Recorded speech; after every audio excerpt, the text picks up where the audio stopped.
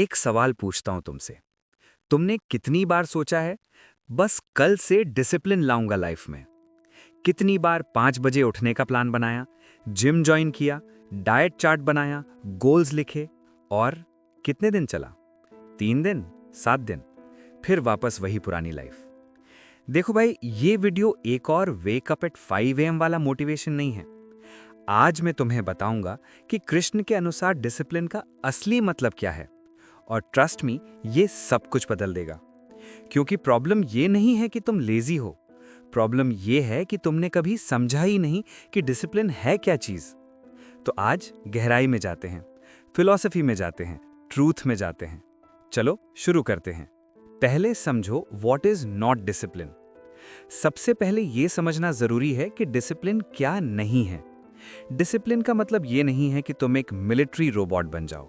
सुबह 4 बजे उठो, कोल्ड शावर लो, 2 घंटे वर्कआउट करो, इमोशंस दबाओ। नहीं भाई, ये डिसिप्लिन नहीं, ये सेल्फ टॉर्चर है। सोशल मीडिया पर जो हसल कल्चर दिखता है, grind 24/7, sleep is for the weak, ये सब टॉक्सिक मोटिवेशन है। कृष्ण की गीता में डिसिप्लिन का कॉन्सेप्ट इससे बिल्कुल अलग है।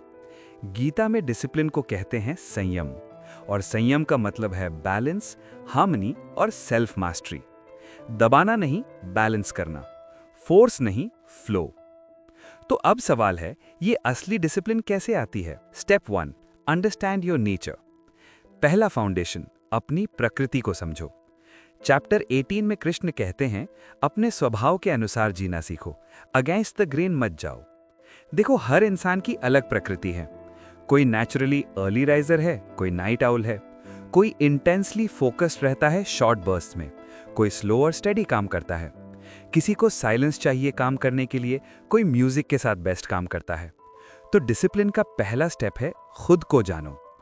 अगर तुम नेचुरली नाइट पर्सन हो और तुम फोर्स कर रहे हो खुद को 4 बजे सुबह उठने के लिए, तो तुम फेल करोगे। क्यों? क्योंकि तुम अपनी प्रकृति के खिलाफ लड़ रहे हो। कृष्ण ये नहीं कहते कि सब एक जैसे बनो, वो कहते हैं अपना धर्म खोजो, अपना रिदम खोजो। डिसिप्लिन तब टिकता है जब वो तुम्हारे नेचर के साथ फ्लो करे, अगेंस्ट नहीं। प्रैक्टिकल स्टेप, अब एक हफ्ते ऑब्जर्व करो खुद को। कब तुम्हारी एनर्जी पीक पर है, कब फोकस सबसे अच्छा है, कब तुम क्रिएटिवली सबसे शार्प हो। उसी हिसाब से अपना स्केड्यूल बनाओ। यही है असली सेल्फ अवेयरनेस, और यही है डिसिप्लिन की नींव। Step 2, the power of small promises. दूसरा फाउंडेशन, छोटे वादे, बड़ी ट्रांसफॉर्मेशन। अब कृष्ण का एक और पावरफुल कॉन्सेप्ट, छोटे वादे खुद से करो और निभाओ।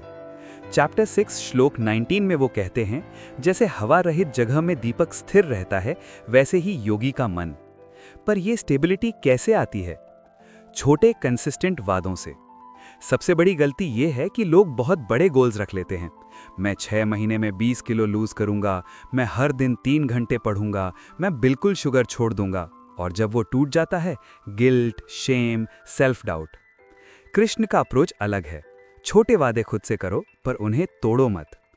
1 ग्लास पानी पीने का वादा करो सुबह उठकर, और निभाओ। 10 मिनट वॉक का वादा करो और निभाओ। 1 पेज पढ़ने का वादा करो और निभाओ। क्यों? क्योंकि हर बार जब तुम एक छोटा वादा निभाते हो, तुम अपने सबकॉन्शियस माइंड को ये मैसेज भेजते हो कि मैं अपने वर्ड का पक्का हूं, मैं खुद पर ट्रस्ट कर सकता हूं। और जब ये सेल्फ ट्रस्ट बिल्ड होता है, डिसिप्लिन ऑटोमेटिक आने लगता है। गीता में इसे कहते हैं आत्मविश्वास, खुद में विश्वास। प्रैक्टिकल स्टेप, आज से सिर्फ एक छोटा वादा खुद से करो, इतना छोटा कि तुम उसे स्किप ना कर सको। 30 दिन निभाओ, फिर एक और वादा ऐड करो। यही है असली discipline building, brick by brick, not overnight magic. अब आते हैं गीता के सबसे फेमस श्लोक पर, कर्मण्येवाधिकारस्ते मा फलेषु कदाचन। चैप्टर 2 श्लोक 27।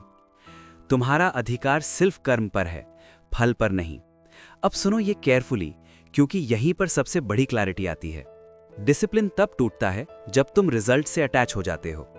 तुम जिम जा रहे हो, पर हर दिन मिरर में बॉडी चेक कर रहे हो, रिजल्ट नहीं दिख रहा, डीमोटिवेट हो गए, क्विट कर दिया। तुम बिजनेस बिल्ड कर रहे हो, पर हर दिन फॉलोअर्स काउंट देख रहे हो, ग्रोथ स्लो है, फ्रस्ट्रेटेड हो गए, छोड़ दिया। तुम स्किल्स सीख रहे हो, पर तुरंत सक्सेस चाहिए, 3 महीने में नहीं मिला, होपलेस फील कर लिया। प्रॉब्लम क्या है? प्रॉब्लम ये है कि तुम आउटकम के लिए काम कर रहे हो, प्रोसेस के लिए नहीं। कृष्ण क्या कहते हैं? प्रोसेस पर फोकस करो, रिजल्ट को भूल जाओ। डिसिप्लिन तब अनशेकेबल बनता है जब तुम्हें फर्क ही नहीं पड़ता कि रिजल्ट कब आएगा। तुम बस हर दिन अपना काम करते रहते हो, क्योंकि वो तुम्हारा धर्म है, ड्यूटी है। ये है असली इक्वानिमिटी, ये है असली योग।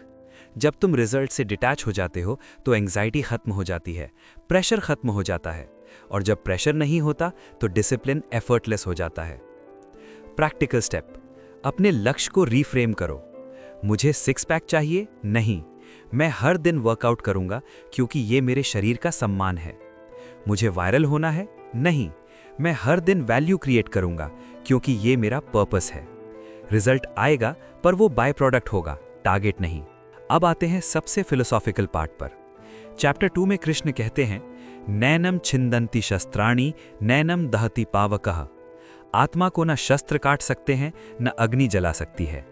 आत्मा अविनाशी है, स्थिर है, शाश्वत है। अब सोचो, अगर तुम्हारा असली स्वरूप ही इटर्नल और अनचेंजिंग है तो डिसिप्लिन तुम्हें सीखनी क्यों पड़ रही है? आंसर, क्योंकि तुम भूल गए हो कि तुम कौन हो। तुम्हारी असली नेचर तो ऑलरेडी डिसिप्लिन्ड है, पर माइंड, बॉडी और ईगो की लेयर्स ने तुम्हें ढक दिया है। गीता का पूरा मैसेज यही है, डिसिप्लिन बाहर से फोर्स करने वाली चीज नहीं है, ये भीतर से डिस्कवर करने वाली चीज है। जब तुम मेडिटेशन करते हो, जब तुम सेल्फ अवेयर बनते हो, जब तुम अपने थॉट्स को ऑब्जर्व करते हो, तो धीरे धीरे वो लेयर्स हटने लगती हैं, और जो बचता है वो है तुम्हारा प्योर कॉन्शियसनेस, तुम्हारी आत्मा। और वहां डिसिप्लिन नेचुरल है, एफर्टलेस है। कृष्ण अर्जुन को कहते हैं युद्ध कर, पर यह कमांड नहीं है, ये रिमाइंडर है। तू क्षत्रिय है, वॉरियर तेरा स्वभाव है, डिसिप्लिन तेरी नेचर है, बस याद कर। सेम गोज फॉर तुम्हारे लिए। डिसिप्लिन तुम्हारी नेचर है, बस तुमने उसे लेयर्स के नीचे दबा दिया है, डिस्ट्रैक्शंस, फियर्स, डाउट्स और कंडीशनिंग की लेयर्स। मेडिटेशन, सेल्फ रिफ्लेक्शन और कॉन्शियस लिविंग, यही वो टूल्स हैं जो उन लेयर्स को हटाते हैं। अंत में एक आखिरी बात, सबको लगता है डिसिप्लिन मतलब रिस्ट्रिक्शन, सैक्रिफाइस, सफरिंग, पर कृष्ण कहते हैं उल्टा है। डिसिप्लिन असली फ्रीडम है। सोचो, जो इंसान डिसिप्लिन्ड है वो अपनी हैबिट्स का गुलाम नहीं है, वो अपने माइंड का मालिक है।